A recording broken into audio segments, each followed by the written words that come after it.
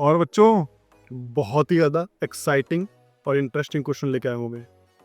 ये क्वेश्चन थोड़ा ज़्यादा ट्रिकी होने वाला है। अगर आप इस क्वेश्चन को सॉल्व कर सकते हो तो मुझे कमेंट करके बताओ। इट्स अ चैलेंज, ठीक है?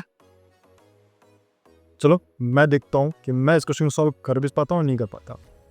ठीक है, चलो हो सकता है मैं भी नहीं कर पाऊँ, तो आप keep an I on me whether I am solving it right और रॉन्ग। ठीक है, चलो मैं देखता हूँ। Is it possible for a particle to describe a curved path if no force acts on it? Does your answer depend upon the frame of reference chosen to view the particle? ठीक है, एक particle है, इसमें से particle है, इस पे कोई फोर्स, मैं इसको, ये पार्टिकल है ना,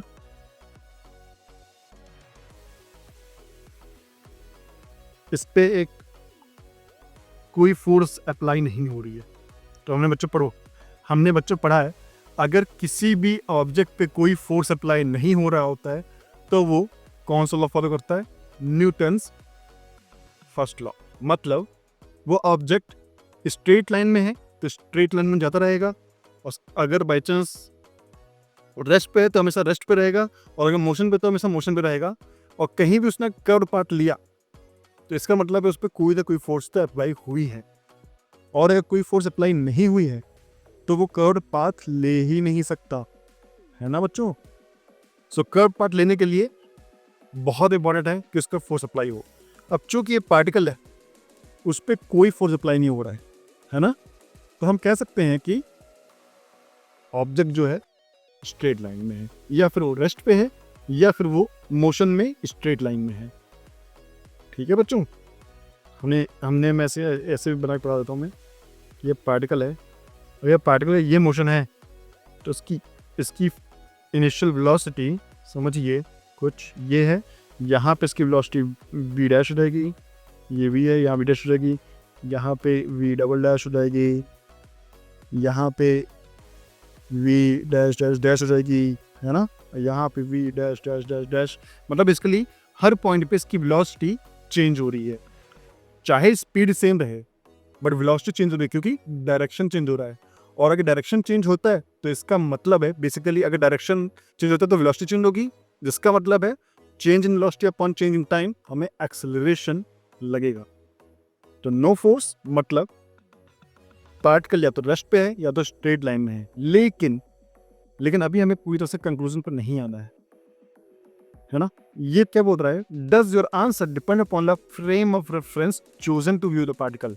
यस, हमेशा किसी भी पर्टिकुलर ऑब्जेक्ट के मोशन को डिफाइन करने के लिए हमेशा फ्रेम ऑफ रेफरेंस को डिफाइन करना बहुत ज़रूरी है। अगर आपने फ्रेम ऑफ रेफरेंस डिफाइन नहीं किया तो आप ऑब्जेक्ट पे बेसिकली सही फोर्स नहीं शो कर पाओगे। तो लेट्स से अगर हमारा एक फ्रेम है,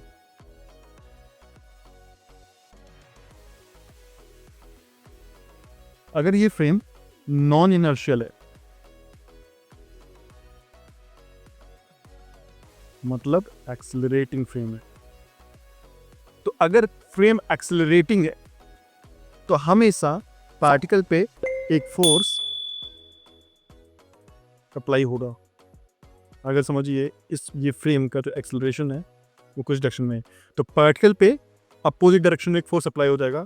वो एक्चुअल में अप्लाई नहीं हो रहा होगा, वो उस पर्सन के लिए या उस पर्टिकुलर फ्रेम के लिए अप्लाई होगा जो उस फ्रेम में बैठा हुआ है ना। उस फ्रेम के रिस्पेक्ट में पार्टिकल पे एक्सेलरेशन लगेगा।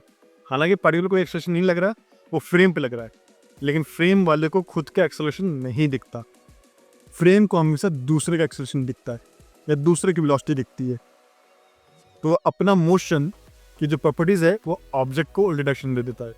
तो अगर फ्रेम पे एक्सेलरेशन लग रहा है मतलब वो नॉन इनर्शियल फ्रेम है, तो वो समझेगा कि भैया मेरे पे तो लग नहीं रहा है। फ्रेम बोलेगा भैया मेरे पे तो लग नहीं रहा है, पार्टिकल पे लग रहा है। ठीक है ना, तो पार्टिकल पे एक्सेलरेशन लगेगा और पार्टिकल फिर कर्व्ड पाथ में, अगर पार्टिकल की समझिए वेलोसिटी कुछ इनिशियली कुछ ऐसी थी तो पार्टिकल एक कर्व्ड पाथ ले लेगा। तो इसका मतलब है कि फ्रेम के basically frame of reference inertial है या नॉन इनर्शियल है, वो डिफाइन करेगा कि पार्टिकल बेसिकली स्ट्रेट अंदर जा रहा है या कर्व पाथ जा रहा है। और सेम अगर अब हम इनर्शियल ले लेते हैं, मतलब नॉन एक्सेलरेटिंग, ठीक है, अगर इनर्शियल है नॉन एक्सेलरेटिंग है तो पार्टिकल बेसिकली एक जो स्ट्रेट लाइन में ही जाएगा, जो भी इसकी वेलोसिटी है वो उसकी वेलोसिटी को मेंटेन करेगा, ठीक है, मतलब कर्व पाथ में नहीं जाएगा। तो इनर्शियल और नॉन इनर्शियल फ्रेम पे बहुत ज़्यादा डिपेंड करता है कि पार्टिकल का मोशन कैसा है, ठीक है बच्चों। चलिए अब हम चलते हैं नेक्स्ट क्वेश्चन में। अगर आपको ये क्वेश्चन समझ में आया है और आपने इसका आंसर मुझे सही उत्तर दिया है मेरे वीडियो को देखने से पहले, तो मैं समझूंगा कि आपकी फिजिक्स बहुत अच्छी है और आप IIT और नीट यूं ही क्रैक कर लोगे। लेकिन अगर आपको भी ज़रा सा भी डाउट आया था इस क्वेश्चन को सॉल्व करने से पहले, या इवन मैंने समझाने के बाद डाउट आया हुआ है, तो आप मुझे कमेंट करके मुझसे 1-to-1 ट्यूटरिंग या बेसिकली सजेशन ले सकते हैं।